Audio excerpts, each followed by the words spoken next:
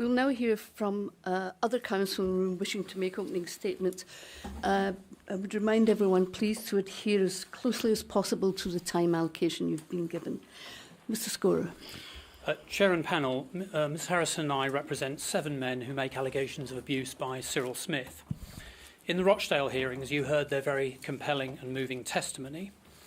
As was clear in those hearings, their allegations are highly credible, and as Mr Altman reminded us this morning, in 1970, following an exhaustive investigation, Lancashire Police recommended that Smith be prosecuted for sexual offences.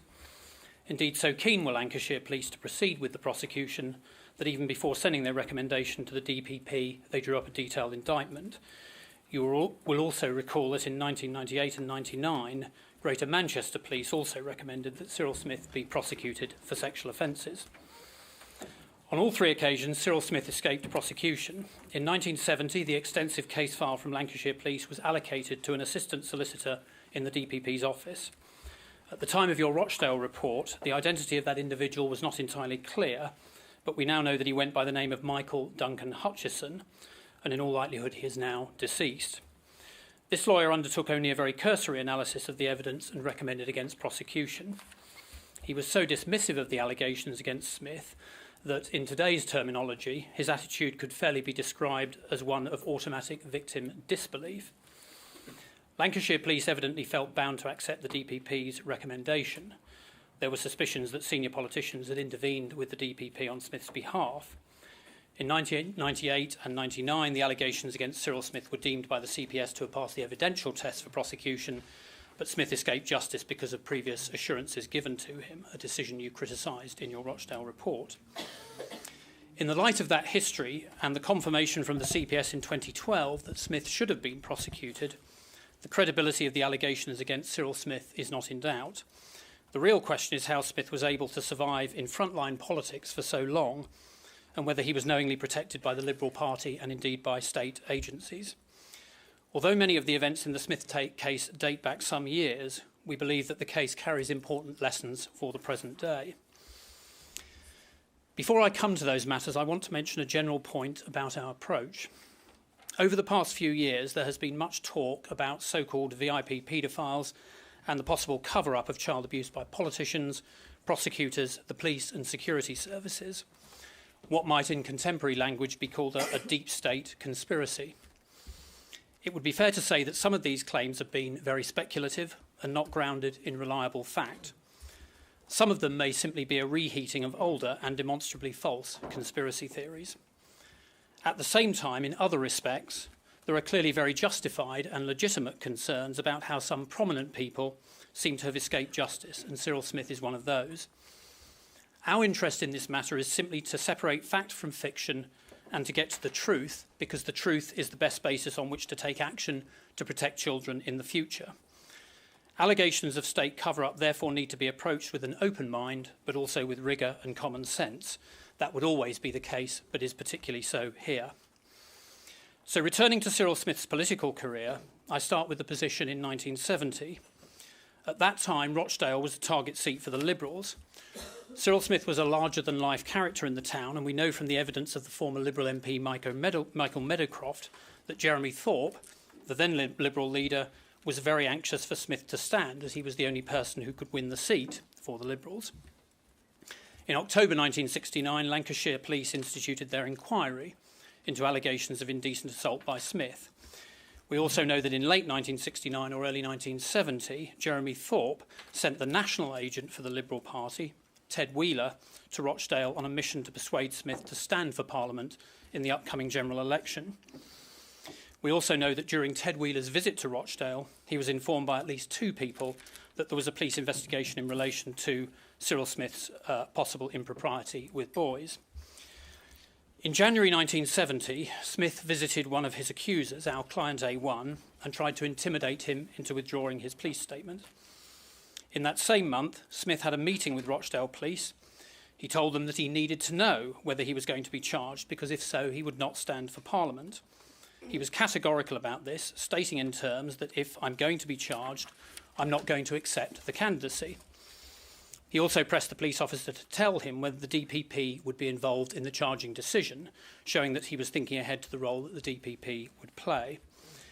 In February 1970, he was interviewed by the police about the allegations, and then on 2nd of March 1970, Smith was adopted by the Liberal Party in Rochdale as their parliamentary candidate. Whether or not this decision required approval by the National Party, they were clearly aware of it, and there is evidence in the disclosure to this inquiry that some Liberals in the North West were angry precisely because they felt that Smith had been imposed on them by the National Party. So by this point, Smith and the Liberal leadership in London were evidently confident that he would not be charged. However, a striking aspect of this chronology is that his adoption as candidate took place before the police file was submitted to the DPP. It was only on the 13th of March 1970 that the file went to the DPP, and on 19th of March when it came back with the recommendation against charging him.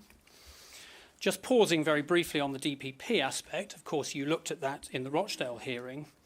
There are two further points of relevance to this investigation.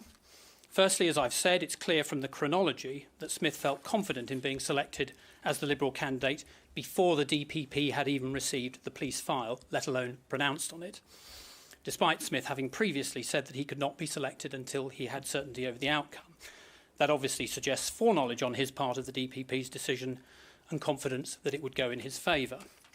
Of course, there were suggestions at the time that politicians, possibly Jack McCann, possibly Roy Jenkins, had interceded with the DPP on Smith's behalf. Because of the passage of time, we may never get to the truth of this, but the timing of events is clearly circumstantial evidence supporting the theory that the DPP's decision was preordained.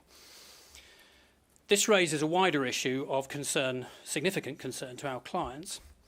As we've heard, in his statement submitted for this hearing, Lord Taverne, who was a political ally of Roy Jenkins, states that during Jenkins's time as Home Secretary, which was 1965 to late 1967, Jenkins was keen to avoid the arrest and prosecution of MPs and peers for homosexual offences, for example, cottaging, in order to avoid embarrassment, and that as a result, some prominent people were not prosecuted.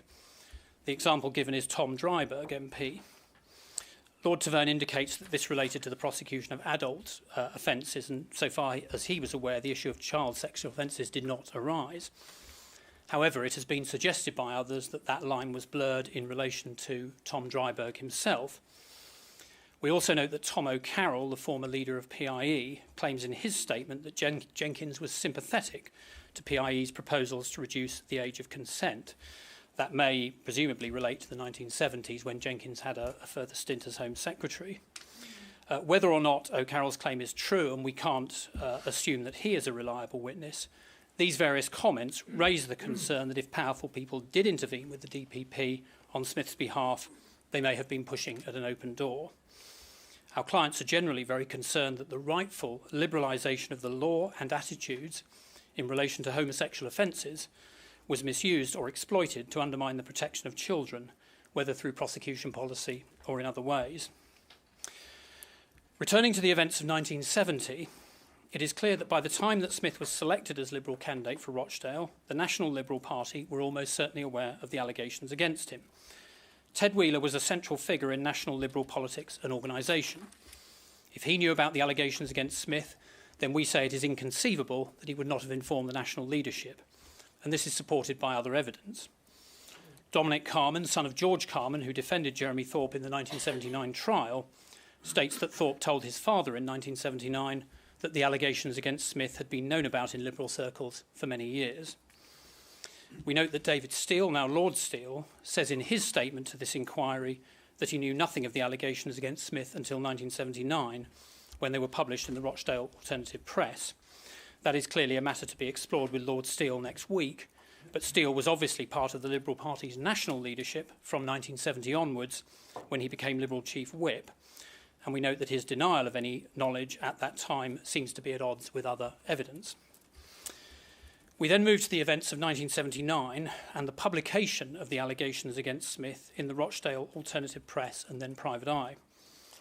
An important issue for our clients, and one which we believe has present-day implications, is how the Liberal leadership responded at that point, because the party's failure to act on the allegations in 1979 enabled Smith to carry on in public life and to go on to use his status and his power to abuse boys with impunity in the 1980s at Knollview and probably elsewhere. Lord Steele says in his statement that when he became aware of the allegations in 1979, he asked Cyril Smith about them, and Smith's response was that he had been investigated and no further action had been taken. Steele himself then took no further action, and it seems that the Liberal Party press office was dismissive of the allegations when asked about them by the press. When assessing that response, 2 points need to be borne in mind. The first point is the quality of the information available to David Steele about these allegations in 1979. People following these hearings may not have seen the articles published in the Rochdale Alternative Press in 1979, and so may wrongly assume that this was no more than gossip mongering by some sort of scurrilous underground magazine, something along the lines of Scallywag, for example. Nothing could be further from the truth, and I urge anybody reading this, following this, to read the Rochdale Alternative Press articles, which are, I think, available on the inquiry website. They are detailed and scrupulously accurate. They set out the information then available about Smith's offending in a precise and careful fashion. They are not at all salacious. They confirm the nature of the allegations against Smith, the supporting evidence, the fact that Lancashire Police had recommended prosecution, the fact that a significant abuse of power was involved. These articles are a model of responsible and accurate reporting, and if the Liberals wanted to take action, the necessary information was there in the articles, or it was obvious from them where it could be found. Chair, in the next few weeks, we will hear a lot about various dossiers. There may be debate about whether various dossiers were real or mythical, and whether, if they existed, they contained genuine evidence or simply rumour. But here, compiled by the Rochdale Alternative Press, was a real dossier worthy of the name. It contained actual evidence and testimony.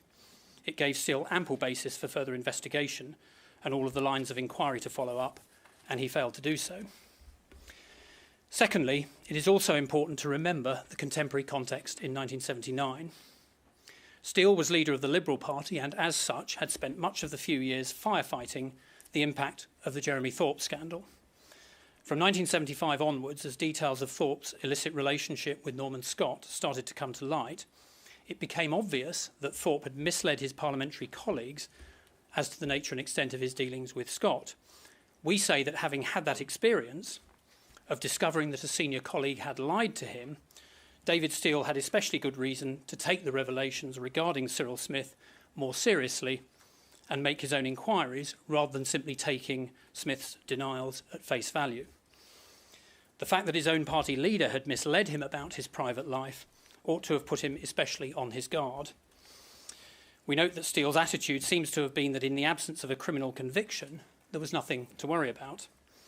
However, the concept that there may be concerns about somebody, even when they haven't been prosecuted or convicted, is hardly a new idea. And if there was one person who ought to have understood it in 1979, it was the leader of the Liberal Party. That very year, his predecessor, Jeremy Thorpe, was acquitted at the Old Bailey of conspiracy to murder, but was acquitted in circumstances where there were obviously very serious issues about his conduct and where it was obvious that he had misled others about the nature of his relationship with Scott. Acquittal didn't mean there was nothing to worry about. It didn't make Thorpe suitable to return to Parliament. So we say that Steele should have made his own inquiries to determine whether Smith was a suitable person to be in public life and to enjoy the status and deference that came from being a senior parliamentarian. Of course, it may well be that in 1979, the very last thing Steele wanted was another Liberal Party scandal. In his autobiography, Lord Steele says that the Thorpe scandal caused, and I quote, acute misery to those at the top of the Liberal Party. And he describes the years 1975 to 1979, when the scandal unfolded, as dreadful. It may be that this was one reason why he turned a blind eye to the allegations against Smith. Just like we've seen with the churches, he may have felt that the best way to protect the party's reputation from a further battering was to avoid opening this particular can of worms. But the fact that the lessons of the Thorpe affair were staring him in the face makes his failure to act over Smith all the more shocking. Of the Liberal Party's failure to act against Cyril Smith, one of my clients says this: Cyril Smith was a monster. He actually needed treatment. The politicians who ignored his behaviour were just as bad as him. They used him to promote their party and they let me down. They made him an even bigger monster and they let him loose. We will obviously see what Lord Steele says about all of this in his evidence, but what is particularly disappointing is that there seems to have been very little effort by the Liberal Democrats to grapple with any of these issues seriously when they had their so-called inquiry in 2012. There was, we say, no real attempt to analyse what information was actually available to the party over the years about Smith.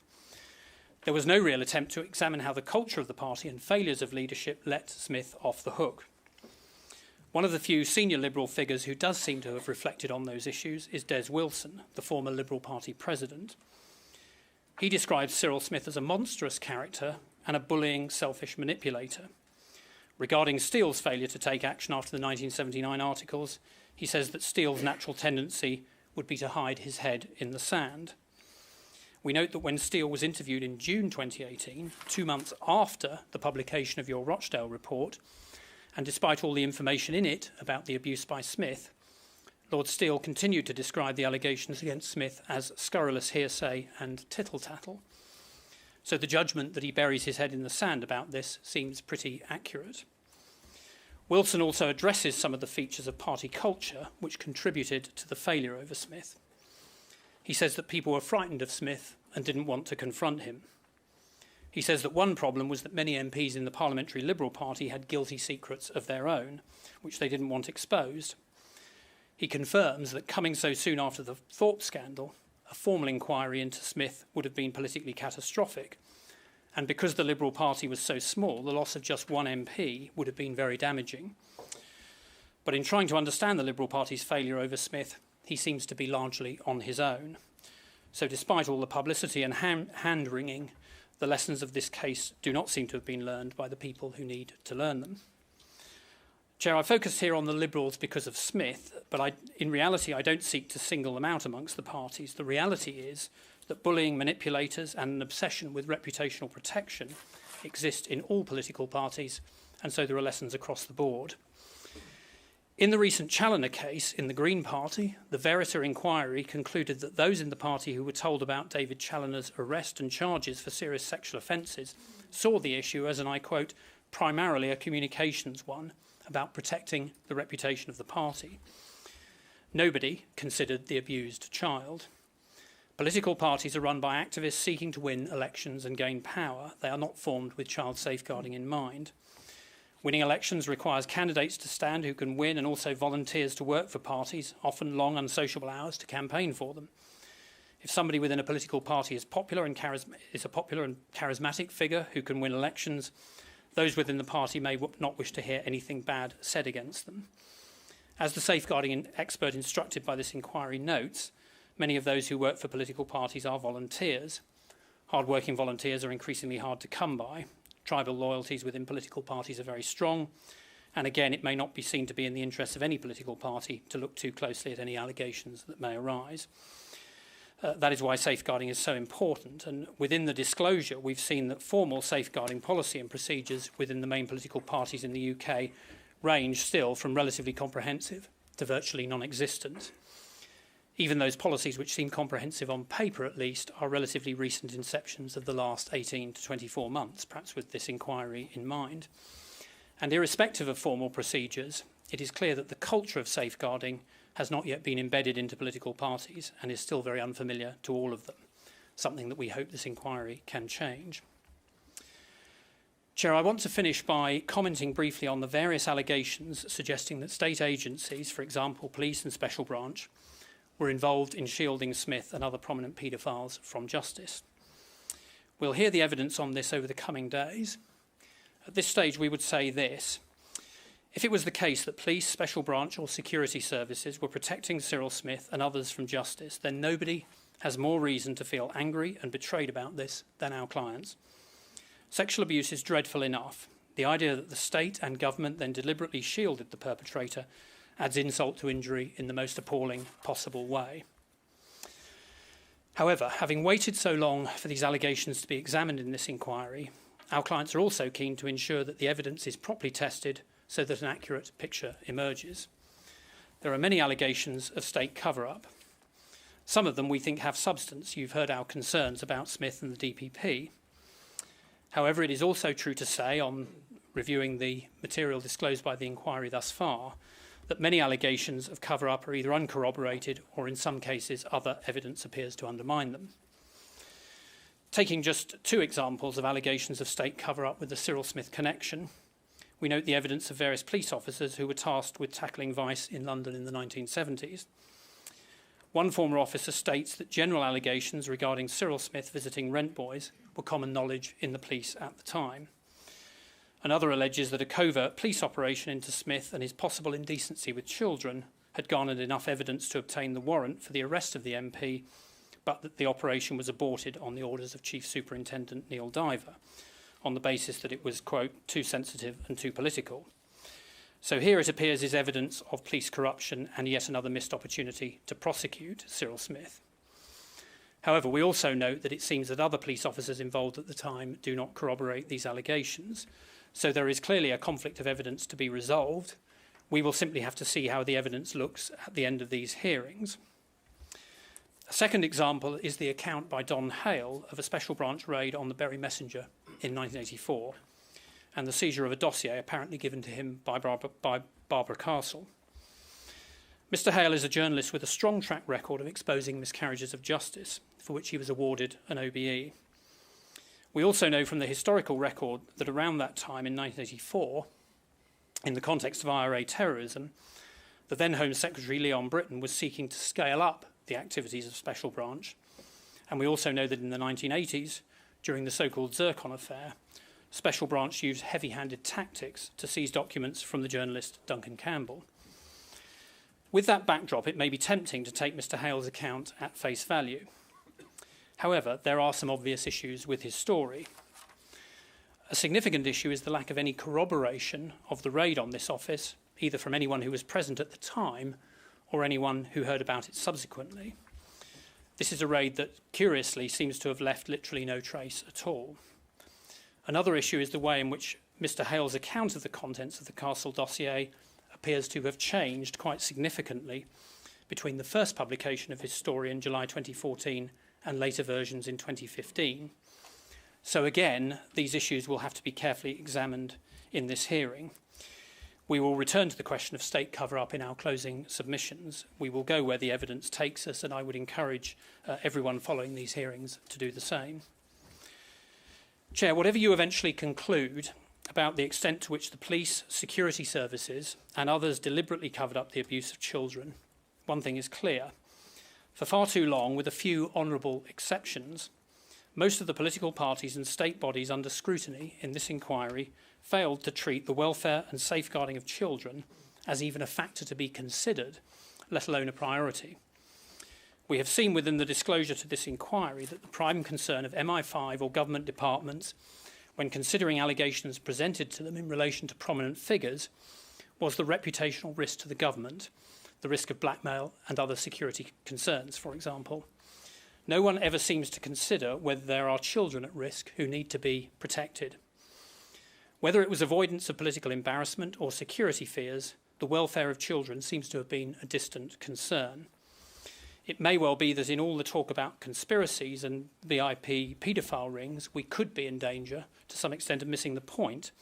The issue in some cases may not be so much deliberate cover-up or conspiracy. The issue may have been that nobody was actually thinking about the welfare of children at all. To change this requires real cultural change, so that if an allegation of child sexual abuse crosses the desk of a politician or civil servant, then the first thought on everyone's minds should be, are children at risk now, and what can we do to protect them? Chair, we hope the next few weeks of hearings can help to bring about that change of culture. Those are our opening comments. Thank you. Thank you, Mr. Scora. Mr. Price. Madam Chair, thank you. Members of the panel, we heard your imprecation to keep our opening statements within the time limits. Well, I'm afraid I'm going to disappoint you, Madam. We're going to be significantly shorter than the 20 minutes allocated. I make this opening statement on behalf of Esther Baker, a survivor of sexual abuse and a campaigner.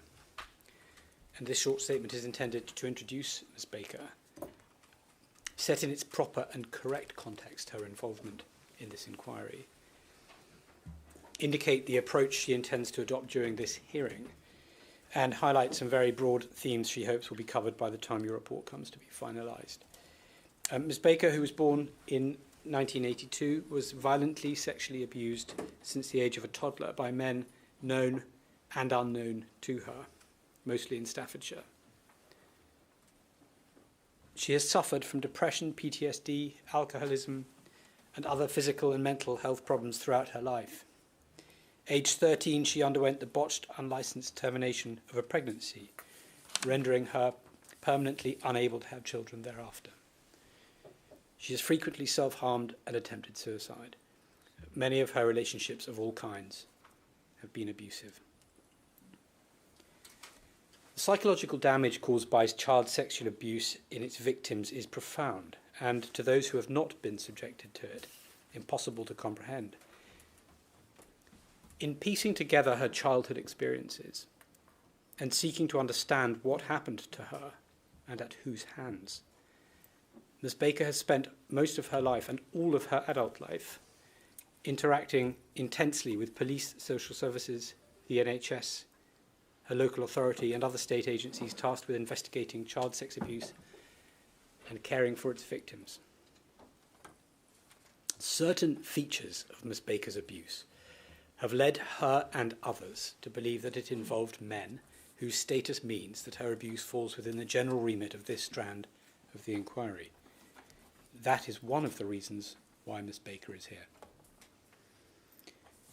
Ms. Baker's participation in this inquiry has caused considerable controversy and, it is acknowledged, some concern to you, Chair, to the panel, and to Counsel to the inquiry.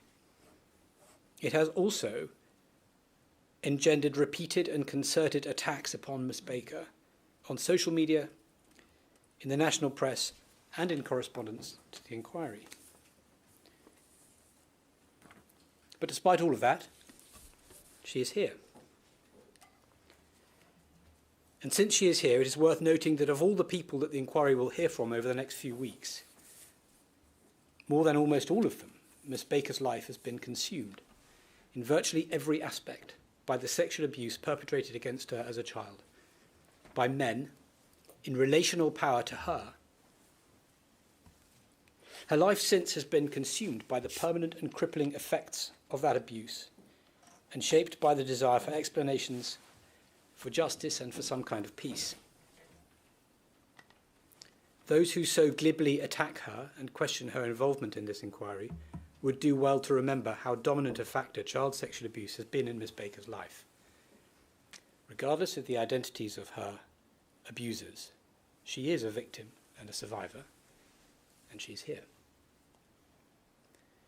Few survivors will be heard from over the next several weeks. Almost all of the people you will hear from will be here in their professional capacities, here because their jobs have brought them into contact or potentially into contact with allegations of child sexual abuse or with corruption in relation to such allegations.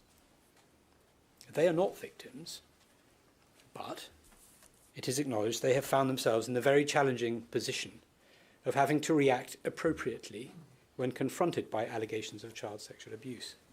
How should they respond? How hard to press? What questions to ask? Who to tell? Who to believe?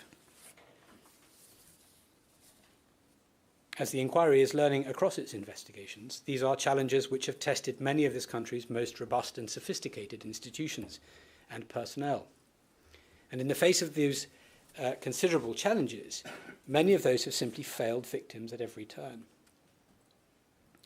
Child sexual abuse is most often perpetrated by men in power who are protected by institutions for whom or with whom they work, often the very institutions that are supposed to protect the vulnerable, but too often end up protecting the abusers. And those institutions and their norms, processes, and procedures dictate expectations as to victims' behaviour. We come to expect victims to conform to modes of being victims, modes of suffering, ways of complaining. Nowhere has this been more evident than in Westminster, where the focus is almost always not on the victim, but on the accused. Anyone accused of sexual abuse has a lot to lose, but those in power have perhaps more than most. Even an allegation can ruin a political career for good. this high risk, coupled with other unique or unusual features belonging to powerful men at the heart of government, wealth, ready access to legal resources, pre-existing relationships with the national media, and of course power itself, combine to create an atmosphere of extraordinary hostility for complainants, which has the capacity to deter many and distort the stories of those few brave enough to come forwards.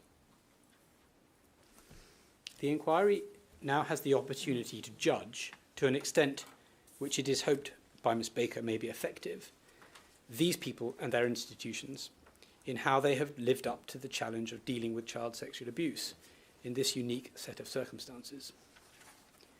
It will read reports of investigations and previous inquiries, study policies, note the lack of policies, and hear from some of those tasked with investigating abuse and corruption related to child sexual abuse. Ms. Baker will be here whilst it does so. And she too may judge, as the inquiry may judge, whether she and others who find themselves in her situation are well served by these people and institutions. Ms. Baker acknowledges that the inquiry will not seek during this hearing to investigate her particular allegations or how the making by her of those allegations has been handled by the institutions to which they were reported. There are, however, three general areas in particular that Ms. Baker hopes the inquiry will shed some light upon, and in which it will, if necessary, recommend appropriate changes. First of all, political parties' HR and whip functions need updating, with clear lines of complaint and investigation, codes of conduct, safeguarding policies and so on, and robust enforcement. There must be transparency so to avoid the perception that discipline is linked to patronage. Secondly, treatment of survivors must not depend upon the identity of the accused. There has been a recent move towards greater protection for those accused of and being investigated for crimes of a sexual nature. This may or may not be warranted, but it is vital that in that debate the rights of victims remain paramount. Finally, the inquiry must address the issue that the wider criminal justice system has a practice, mostly implicit, of treating powerful people differently when it comes to accusations of child sexual abuse. There is in these cases, from the outset at least, a tacit common presumption that the stakes are higher for all involved, and that includes those investigating and the institutions they work for. There is a sense that investigating the powerful risks being more trouble than it is worth. It is certainly often more resource intensive, and the stakes are perceived to be higher. It can be a subtle factor, hard to detect, but if it pervades the many small decisions that make up a single investigation, it has the capacity to skew the overall outcome, and this must be recognised and addressed. The value of this strand of the inquiry to Ms. Baker and other survivors remains potentially very significant. Whilst Ms. Baker understands that she will not, through this process, understand forensically what happened to her as a child, nor at whose hands, this investigation nevertheless has the potential to demonstrate to Ms. Baker and those in her position that the system in which they have been caught up really does care about them more than it cares about protecting the powerful institutions and the men who have traditionally run them. Or if it cannot demonstrate that, then it is the duty of you, Chair, and the panel to make recommendations capable of bringing about real and lasting change to the institutions under investigation. Thank you, Mr. Price. Mr. Steen. Good afternoon, Chair, panel members. I appear with Mr. Enright of Howe & Co. on behalf of Mr. Tim Hulbert. Mr. Hulbert's evidence to this inquiry is simple, compelling and deeply disturbing. Mr. Hulbert is a career civil servant who retired from public service as the Director of Bedfordshire Social Services. After that, he moved on to set up a social service consultancy, and he also carried out inspections at various care homes. In late 1977, Mr. Hulbert was employed as a consultant in the Home Office Voluntary Services Unit, the VSU. At the VSU, Mr. Hulbert's duties included providing expert advice to ministers, inspecting and reporting back on organisations receiving voluntary service unit grants, and assessing applications for new grants. On a day around the time of the election of Margaret Thatcher in May 79, Mr Hulbert saw evidence that the Home Office Voluntary Services Unit, the VSU, was providing substantial monetary support to the Paedophile Information Exchange, PI. Mr Hulbert worked in the VSU with Mr Alan Davis, later the Reverend Alan Davis, who was a principal at the VSU. The head of the unit was Clifford Hindley. In approximately 1980, Mr Hulbert recalls a morning when he took his coffee into Alan Davis's office to have a brief catch-up on what they were both doing. The two men were chatting generally about grants the Home Office was making when Mr Alan Davis showed Mr Hulbert an A4 landscape sheet that was open at the back page and said words to the effect of, "Have you seen this?" The document was a quarterly summary of pending grants, or grants for renewal, which was circulated in the voluntary service unit to help all staff know what was going on. It consisted of a table with several columns, which included the name of the organisation and the amount of the proposed grant. Mr Davis pointed out an entry which read WRVS brackets PIE, P-I-E, close brackets. And it was shown as a grant for renewal, and the amount was at least a 5-figure sum. Mr Hulbert believes that the sum was for tens of thousands of pounds over 3 years. Now, both men expressed surprise at this entry for several reasons. Firstly, although shown as a grant for renewal, neither of them had seen a grant described in these terms before, i.e. the terms WRVS brackets PIE. The WRVS being the Women's Royal Voluntary Service, Mr Hulbert recalls that he and Mr Davis joked about whether the WRVS were having a national bake-up in reference to the acronym PIE. But it was Mr Alan Davis who suggested to Mr Hulbert that the acronym PIE represented the Paedophile Information Exchange. In the statement from Mr Alan Davis, dated the 19th of May 2017, Mr Davis puts it the other way around. In any event, the two men reached the same conclusion. The second reason for their surprise was the juxtaposition of WRVS and PIE.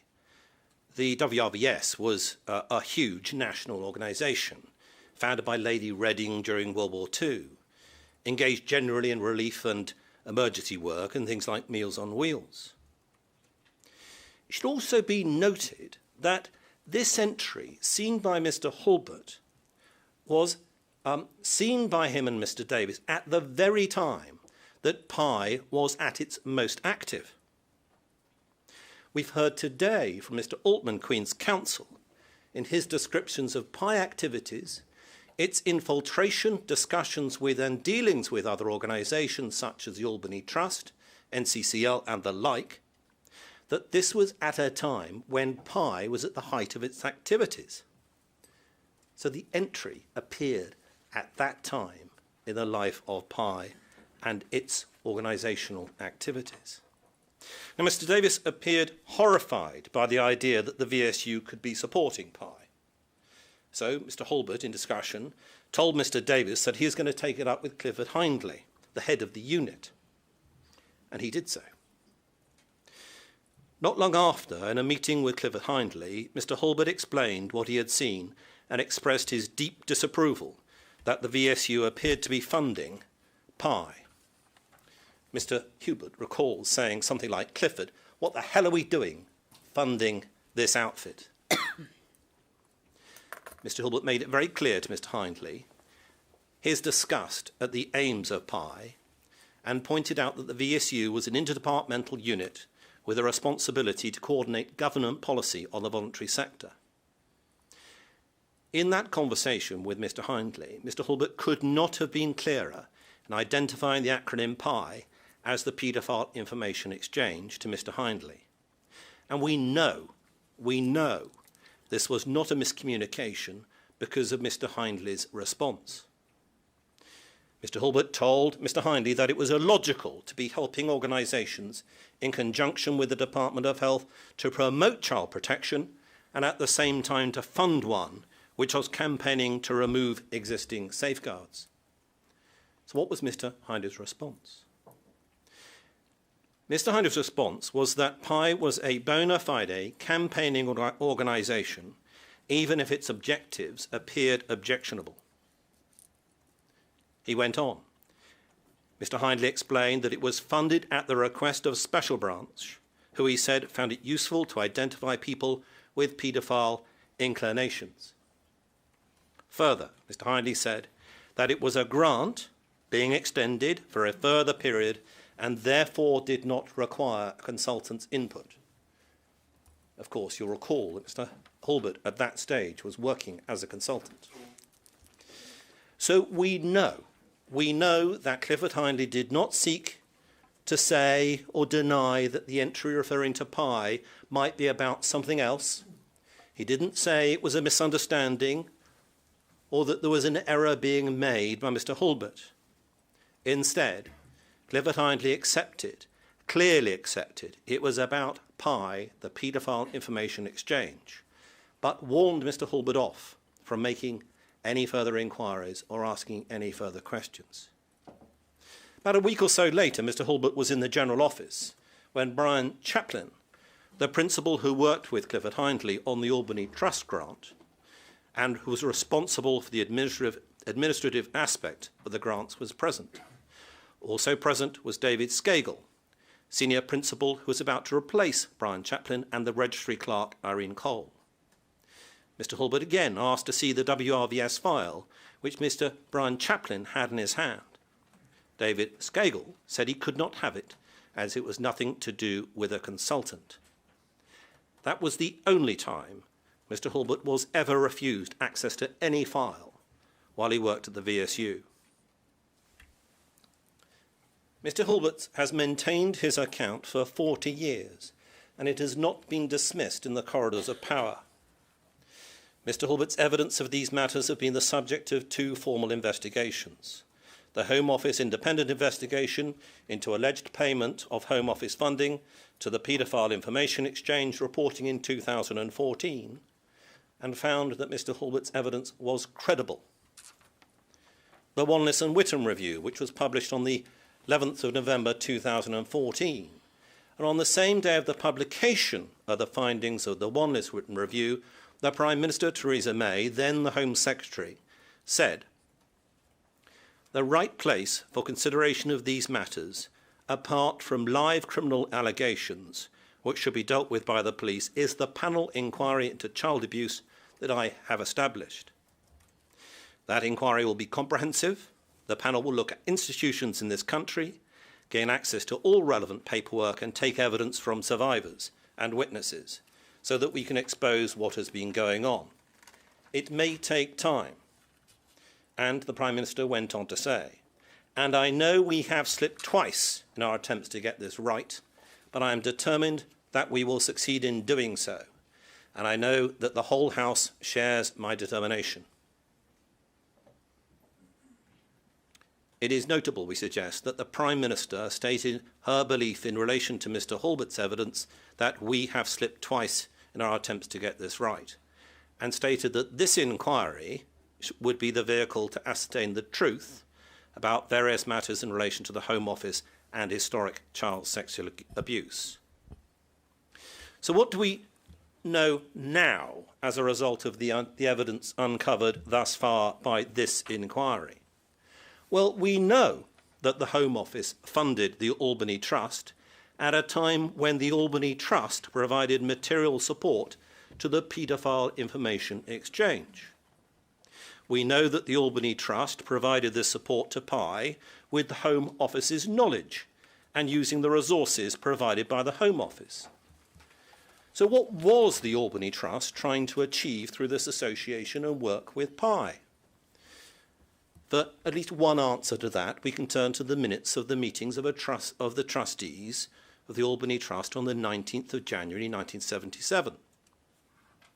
And that gives the reasons for not publishing a PI pamphlet that the Trust and PI had been working on.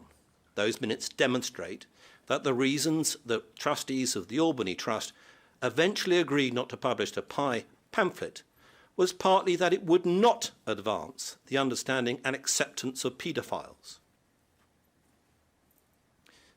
Anthony Gray, managing trustee of the Albany Trust, held meetings with PI and corresponded with them on a number of occasions. And these include, and there are other examples, letter from the Paedophile Information Exchange alerting the Albany Trust to a change of address, letter from the Albany Trust complimenting Keith Hose from PI for his courage in standing up and speaking. So what then of Mr. Hulbert's central evidence that he saw a grant report that indicated that the Home Office was actively considering the renewal of a 3-year grant to PI via the WRVS? Well, it was certainly at a background time when PI was active. And we know that funding was being provided to the Albany Trust. So one of the key things that Wanless and Whitten tried to look at in their review was whether there were accounting records at the Home Office and at WRVS that showed what grants were received from the Home Office to the WRVS and what they were used for. The Home Office were able to provide the Wanless and Whitten review with evidence of the very large grants to the WRVS right up until 1977, and then full records of grants made to WRVS after 1980.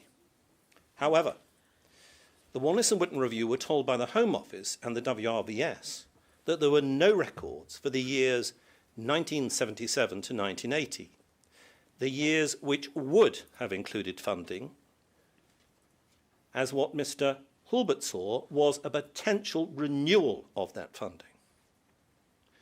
And we agree with the evidence that's going to be provided by Mr. Wanless and Mr. Whitten Queen's counsel that it is inconceivable that the VSU provided no funding to the WRVS in that period.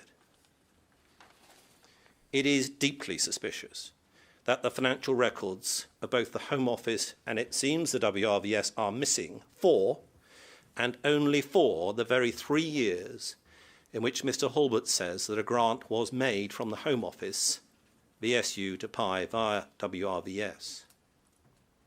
In the period 1977, the WRVS received over £1 million a year from the Home Office. In 1980, the WRVS received 3.7 million for that single year. A good place to bury funding for PI. So it is, as Mr. Wanless and Mr. Whitten say, inconceivable that the WRVS received literally millions of pounds of public money in the missing 3-year periods. So where did the records go? Were they lost or destroyed or misplaced or hidden? We suggest that the Home Office must explain the missing records relating to millions of pounds of public money. This is an area that must be investigated to the fullest possible extent. There are 2 sources, the Home Office and the WRVS. Both must be compelled to provide the fullest evidence and disclosure regarding the grants made and received in the period 1977 to 1980. Howe & Co., my instructing solicitors, have written to the inquiry 4 times since November 2018 asking that steps to track these records are urgently taken to obtain that vital evidence. Each time the request has been denied. Chair, the Prime Minister herself charged this inquiry with investigating Mr. Hulbert's evidence that the Home Office provided public monies to support the Paedophile Information Exchange. You, we suggest, with your colleagues, cannot and should not permit any stone to remain unturned. The missing Home Office and WRVS financial records for this key period must be found and interrogated. So in conclusion, Mr. Hulbert was and is an honourable man, a good public servant, who has honestly set out the same account of what he saw those many years ago. He has told a simple and uncomplicated truth. I saw a document that indicated that the Home Office were funding the paedophile information exchanged, and I challenged that with the relevant Home Office official, Mr. Hindley. Mr. Hindley accepted the entry for what it was and accepted that this related to funding the paedophile information exchange. This was not said by Mr. Hindley to be an error or a mistake. Despite pressure, internal Home Office reviews, missing crucial evidence and ministerial statements, Mr. Hulbert's evidence remains unchanged and unchallenged. Mr. Hulbert's account is, we suggest, compelling in its simplicity and alarming in its implication. Thank you for listening today. Thank you, Mr. Steen. Mr. Griffin. Chair, panel, I represent the Home Office. I'm assisted by two junior counsel, Rachna Gokani and Amelia Walker, and we are instructed by Daniel Rapport of the Government Legal Department, and we work with a team from the Home Office. Chair, as Mr. Altman said, you granted core participant status to the Home Office, also in a representative capacity for Her Majesty's government. And in that role, the Home Office has coordinated the response to some cross-government requests from the inquiry for evidence, while the inquiry has already also been able to go direct to departments as appropriate. And during the hearings, we are here to assist with liaison between the inquiry and other relevant government departments and bodies. In this short opening statement, I'd like to provide a non-exhaustive overview of where the Home Office and other government departments fit into the issues under consideration in the Westminster investigation, and to touch on the evidence that you will be receiving and hearing. Moving really to week 2, in the early stages of week 2, you will hear evidence about Sir Peter Morrison and connected matters. And during that time, the inquiry will call a witness from the Security Service. He provides evidence not just about the Morrison issue, but about other issues too, including the Hayman issue. And you will also hear, as Mr. Altman said, from Baroness Eliza Manningham-Buller, who worked within MI5's Secretariat team in 1986, and she provides information relevant to the Morrison issue too. She, as you probably know, was herself subsequently appointed Director General. The inquiry also plans to hear about the honours system during the second week of evidence. And Helen McNamara, who is Director General at the Cabinet Office, will be called to give evidence about how the system operates. And at the start of the third week, you will be hearing evidence about the paedophile information exchange. You've already heard about the Wanless and Whittam review and the two internal independent Home Office reviews that preceded it. You have also received a statement from a Home Office witness in connection with the Wanless-Whittam review process. That witness was head of the Secretariat for that review from July 2014 to July 2015.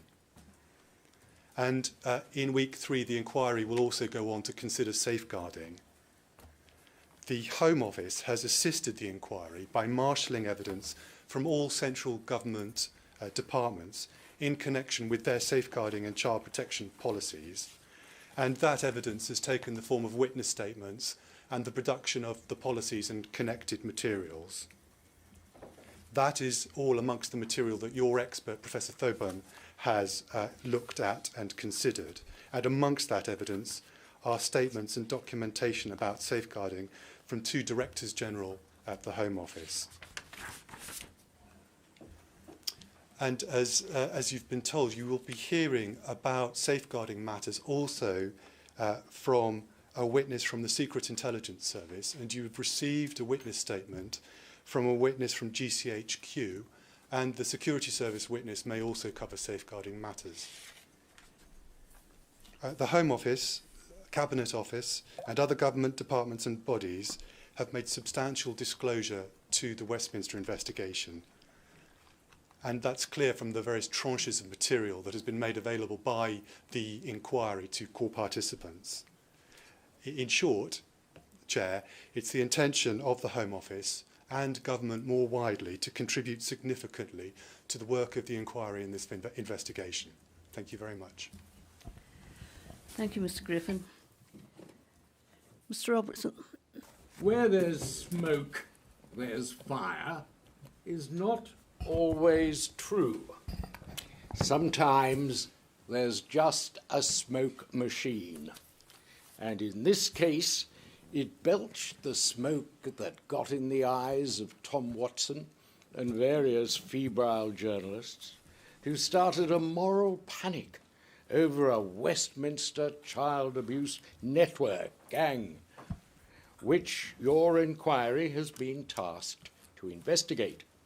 And after 3 years of considerable expenditure of public time and money, it ends with the conclusion that you heard from your counsel at the end of his speech this morning, and I quote, "There is no evidence of a Westminster paedophile network or of any attempts to cover up or suppress the existence of such a network." That is the conclusion of Commander Jerome. You'll hear him on Thursday, after 72 separate inquiries, police inquiries, commissions, and the like. Mr. Proctor, whose name was occasionally thrown in to add a bit of density to the smoke, welcomes that conclusion. It's what he's maintained all along and written about in a book. I represent him together with Adam Wagner and Mark Stevens. He plays a small but nonetheless significant part in your inquiry because he's a genuine victim, not a victim of sex abuse, but a victim of false accusations of sex abuse, accusations by liars and fantasists. His innocence and his suffering from those false allegations were movingly described by Sir Richard Henriques in his report, and you well know that he's received a fulsome apology for ever doubting his innocence from Sir Bernard Hogan-Howe on behalf of the Metropolitan Police Service. We appreciate the good legal reasons why we're not going into Operation Midland at this stage, but we suggest that once those legal reasons pass, that you should have a part 2 of this inquiry looking at Operation Midland for the simple reason that it represents a massive institutional failing by the Metropolitan Police Service. And unless it is looked at, that failing will be repeated. It will deter complainants about sex abuse if they think that the body they're complaining about to is so incompetent that it spends 16 months investigating complaints that are obviously ridiculous. So for that reason, we will ask you to recommend or to consider, once the legal reasons have passed, which they should in a few months' time, to hold a part 2. Let me begin by telling you a little about Mr. Proctor. He was the MP for Basildon, elected in 1979, for Billericay in 1983. And he was one of the very small group of concerned on the far right of Mrs. Thatcher's Conservative government, dubbed by an infamous Panorama programme as Maggie's Militant Tendency. The militant tendency, of course, was the name given to entryists into the Labour Party, Derek Hatton and co., who were thought to be antipathetic to that party's values, and so it was similarly thought that Mr. Proctor and his colleagues were antipathetic to true conservative values. They stood for restriction on immigration. And even worse, shock horror, they wanted Britain to leave the European Union. Mr. Proctor has a footnote in British political history as our first Brexiteer. But the point is that his views, however mainstream they may be now, were at the time controversial, and they made him many enemies in his own party as well as in the opposition. And the media went out looking for a weakness, and they found it in his homosexuality.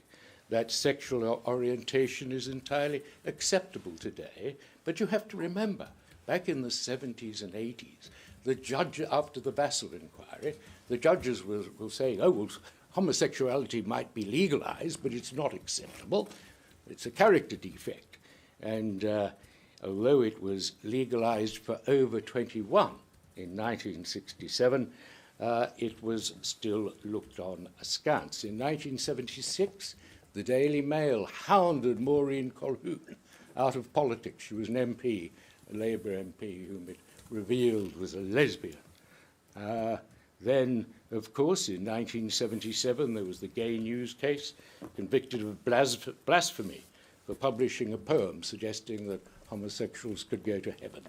In 1980, there was the massive attack on Gays the Word bookshop, and that was notable because the opposition to it was led by one Chris Smith, who was the first openly gay MP, and that wasn't until the early 1980s. He was followed by Matthew Parris later on. So this is a time when homosexuality is considered a Cold War risk, hence the concern about Peter Morrison, and the confusion between homosexuality and paedophilia is common, and it is in many of the papers that you'll see. Well, by the end of 1986, Mr. Proctor was exposed by a tabloid who sent a 19-year-old youth and trapped him into admitting that they had had sex, and he pleaded guilty to what was then an offence of having sex with a man under 21. It wouldn't be an offence now. The law was changed, dropped to 18 in 1994 and to 16, making it a heterosexual equivalent in 2001. But nonetheless, there is Mr. Proctor. He was fined at Bow Street. His conviction would never be prosecuted today. It couldn't be. It's not a crime. But people don't remember that. People don't remember that he's rehabilitated under the Rehabilitation of Offenders Act. Oh, no. He's a name there in the memory because the press coverage was sensationalistic for weeks. So he is well known as someone convicted of having underage sex. And there his name is out there as someone to be added when you're fabricating a list of well-connected paedophiles. In fact, after Mr. Proctor was convicted, he left Parliament and has lived a life of utter obscurity, hard-working because he's been managing an estate in the north. And then these allegations have caused him, as you've seen, considerable anguish. Now, when it comes to the Elm Guest House allegation, Mr. Proctor was fortunate in having them investigated by one of the Met's best detectives, a man named Paul Settle. You'll hear quite a lot about him in the papers. He's very widely respected. He was head of the murder squad. He was in charge of intelligence for the Olympic Games. And for 5 years, from 2012 to 2017, he was head of the Met's paedophile unit. He was the man who was called up by Tom Watson and told to get after these non-existent network. And he will tell you, or he could tell you, amazingly and sadly, his statement hasn't been taken. And so he won't apparently be giving evidence. We have taken a statement from him, and it's enormous. We think it would be enormously valuable to you, because he talks about a culture in the Metropolitan Police at the top where don't worry us with historic sex abuse. We're solving murders and bank robberies. We're not interested. That is a culture you won't hear from any of the estimable but smooth administrators that your council will call before you. But DCI Settle was the man who investigated the Elm Guesthouse list, which is still up there. You go on the internet, Elm Guesthouse, and there you have it. 20 well-known names, ranging from Cyril Smith and Harvey Proctor, he's number 4, Leon Britton, Sir Anthony Blunt, who's there, along with Cliff Richard, all in the Elm Guesthouse sauna. It was a very packed sauna. Cyril Smith is there as well. And I'm surprised you haven't been shown this list, but it is the source, even today, of these wretched false rumours. So he investigated it. He showed it to be a work of fiction compiled by a fraudster called Christopher Fay, by Mary Moss and a late Carol Kaiser, who was also a criminal, a hideous criminal, because she had been at the Elm Guesthouse. And there were the people who fabricated this list of people who'd been convicted or associated with... I'm sorry if I interrupt. I'm sorry, there's a good reason why I interrupt, Mr. Robinson. I wonder if we can stop the live feed for the moment. And I'd invite you to put in writing a restriction order on something that Mr. Robinson said in the last few minutes. I'll make that an order. So I was saying, before I was interrupted, that this was, Settle was, and his team of 6 highly cleared detectives proved that the Elm Guesthouse list was a fabrication. And his reports went to the Gold Group, which was a group in the Metropolitan Police Force headed by a commander. Now, an example of the kind of malicious rumour that Mr. Proctor has had to put up with was when the press contacted the police to tell them that he'd been beaten up by a group of boys, ex-boys, who'd grown up and were out to have a reprisal beating of him because they'd been interfered with by him in Elm Guesthouse. That was the sort of thing that Mr. Settle had to inquire into, and of course it was totally untrue.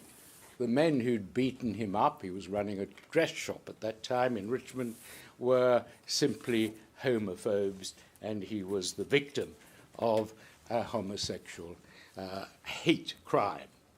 So there he is out there, vulnerable, and a name to be attached to lists being fabricated of alleged abusers. Now, you're told by counsel that you shouldn't care about whether the accusations that are made public in this inquiry are true or false.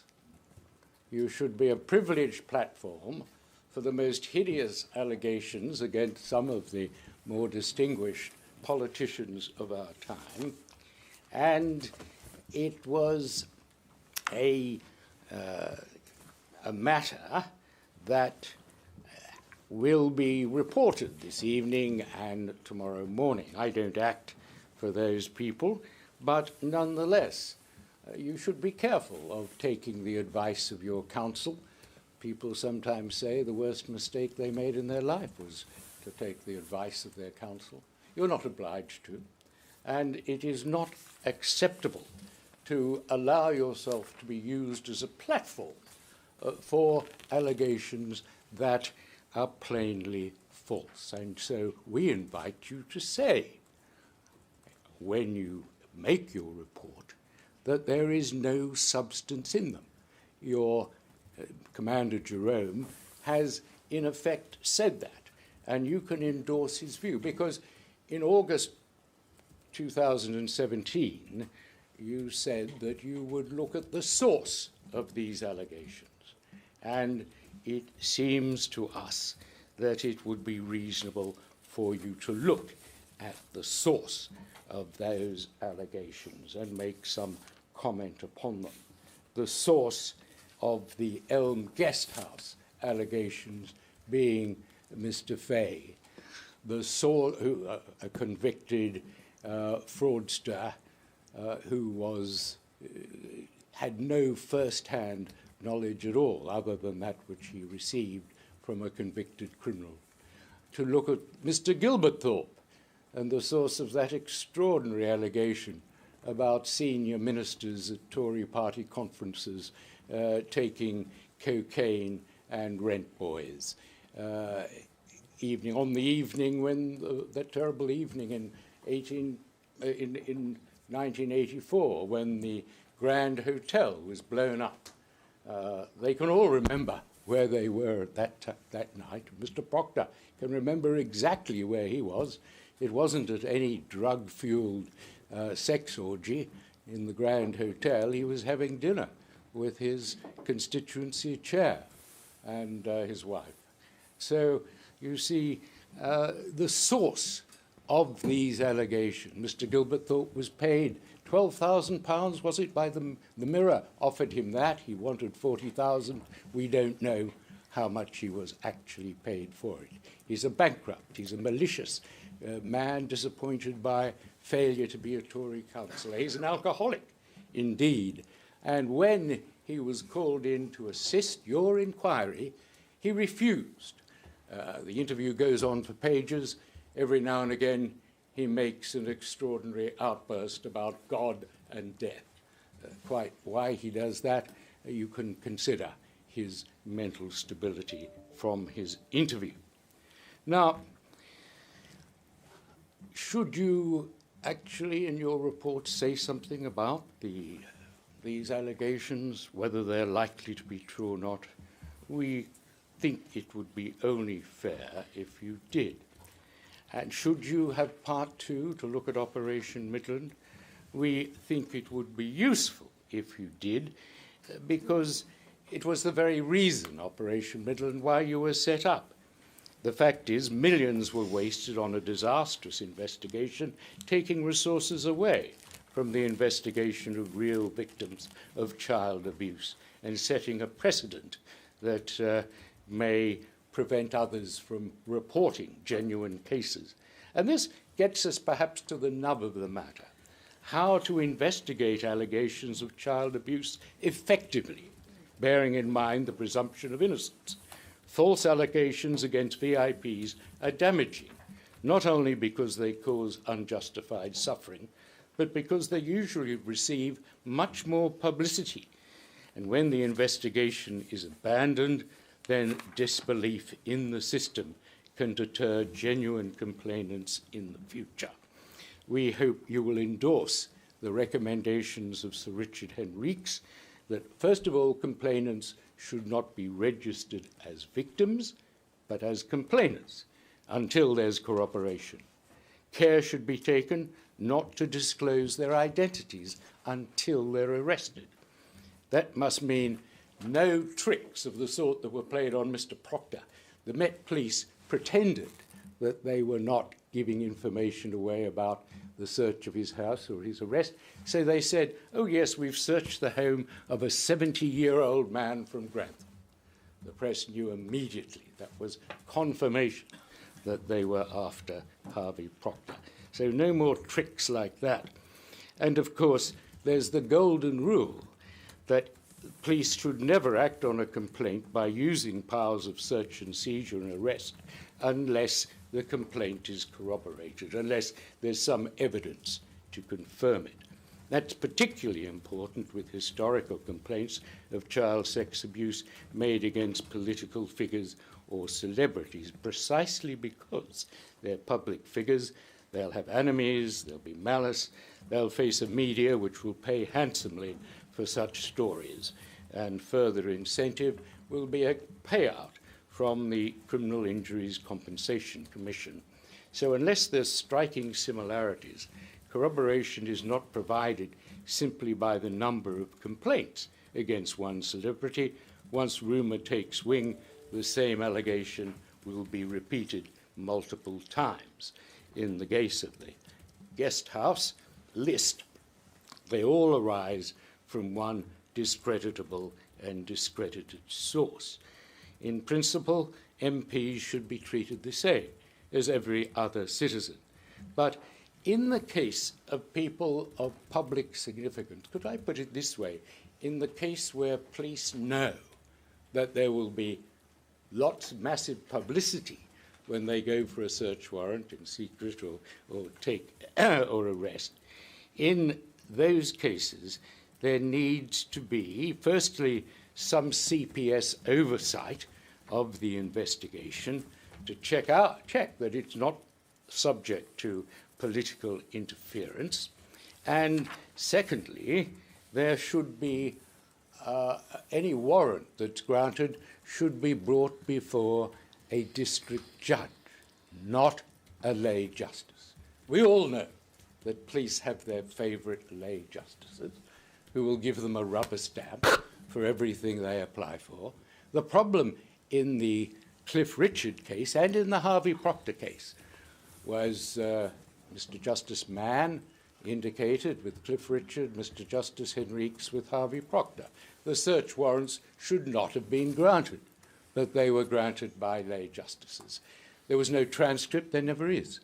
There must be a transcript of all the applications for search and seizure warrants, and there must be brought before a district judge, not the favourite JP of the local police. That's necessary for transparency. It's necessary to ensure that there is no political interference. And you should look also at the role of the law in covering up child abuse by wealthy or famous people. There's evidence here before you of the misuse of the Official Secrets Act, both in the Cyril Smith investigation to stop it, and there is the customs official from Dover who thought that Leon Britton had driven through with a pile of child pornography, but he couldn't, he felt, disclose it because he'd signed the Official Secrets Act. Well, of course, if he had, it might have been realized that it wasn't, in fact, Leon Britton, which seems likely. But really, is this practice of forcing public servants to sign the Official Secrets Act still in force? It acts as a kind of NDA, a non-disclosure agreement. If you sign the Official Secrets Act, you're intimidated against going to the police if you notice misbehaviour or misconduct. So 50 years ago, Lord Franks had a committee where he said signing the Official Secrets Act is just a bluff. It has no effect, but it clearly has this interiorum effect, which is deterring people from exposing wrongdoing. And that is a good example, that customs official who felt the child porn could not be disclosed to police. Then, of course, there's the law of libel. It's well known Jimmy Savile would have been exposed by the press had it not been for the law of libel. They were told by George Carman, you cannot publish this. And so Savile went his unmerry way. The reason for that is essentially because libel is the only civil law in which the burden of proof is on the defendant, in this case on the media. And that frequently, where there are reasonable suspicions that should be published, the media can't publish them. So further reform of the law of libel is, we think, necessary to encourage the press to play its proper part in exposing wrongdoing. Mr. Proctor has suffered from the media, but he doesn't blame journalists. He wants them to play that legitimate part in helping to expose child molesters. And he at least doesn't have to prove his innocence. It's been certified by the Metropolitan Police Commissioner. Commander Jerome will confirm before you that there's not a scintilla of evidence of a network, a Westminster child abuse network. And we hope I can give you a statement that we've taken from DCI Settle, which you can put on your website and draw conclusions about the culture in Scotland Yard, certainly about as an institution. Mr. Robertson, would you please wind up your remarks? Yes, of course. Thank you. By all means. We will give you that in the hope that you'll put it on your website. I won't say anything further about I don't act for others, but I will end by saying that, of course, this inquiry has detected a number of individual cover-ups. Sir Peter Hayman, for sure. Cyril Smith, most properly, was not properly investigated. But the moral panic started by Tom Watson about Westminster paedophile ring had no basis. It was just smoke without fire. And one of your tasks is to investigate interventions by politicians. You might look at interventions that encourage the pursuit of false complaints, as well as interventions of the other kind.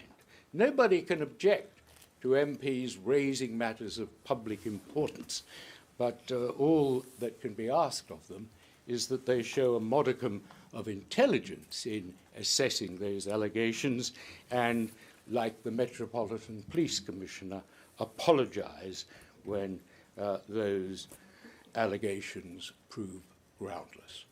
Thank you. Thank you, Mr. Robertson. We'll now take our afternoon break and return at 3:45.